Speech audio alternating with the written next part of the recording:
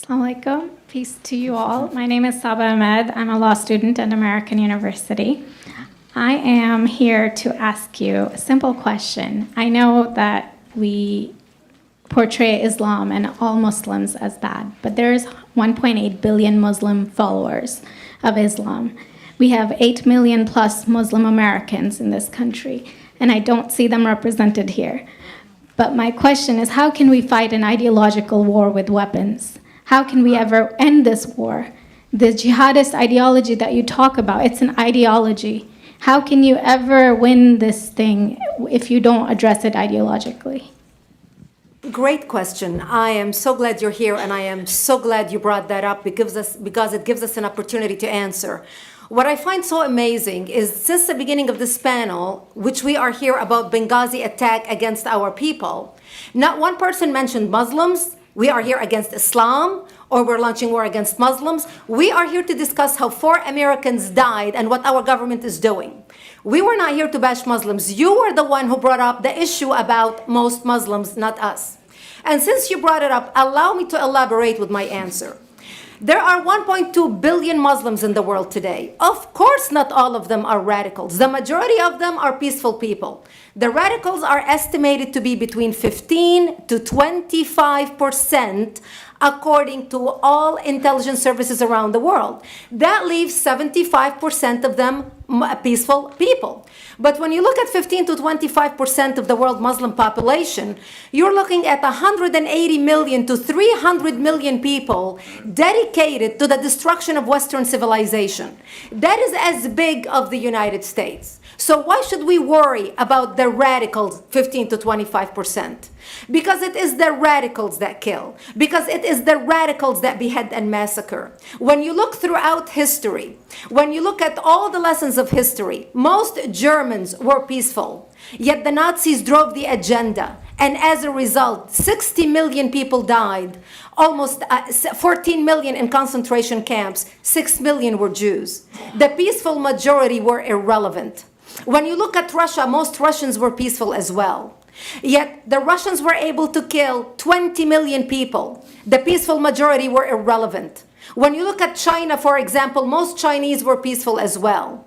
Yet the Chinese were able to kill 70 million people. The peaceful majority were irrelevant. When you look at Japan prior to World War II, most Japanese were peaceful as well. Yet Japan was able to butcher its way across Southeast Asia, killing 12 million people, mostly killed with bayonets and shovels. The peaceful majority were irrelevant. On September 11th in the United States, we had 2.3 million Arab Muslims living in the United States.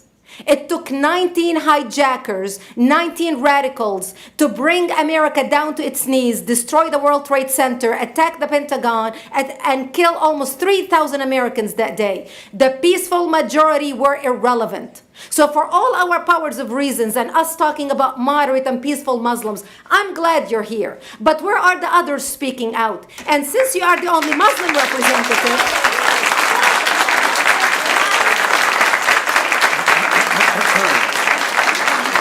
save the applause till the end.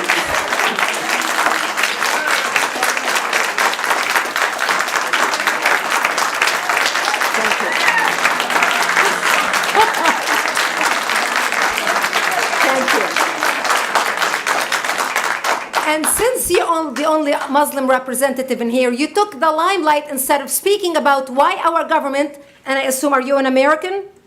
You're an American citizen. So as an American citizen, you sat in this room, and instead of standing up and saying a question or asking something about our 4 Americans that died and what our government is doing to correct the problem, you stood there to make a point about peaceful, moderate Muslims. I wish you brought 10 with you to question about how we can hold our government responsible. It is time we take political correctness and throw it in the garbage where it belongs and stop calling it fair.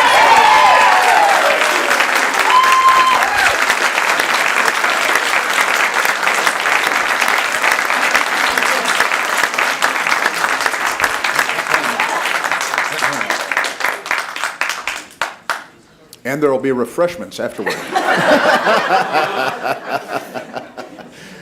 Did you want to respond to the... I think Rod. Yeah, I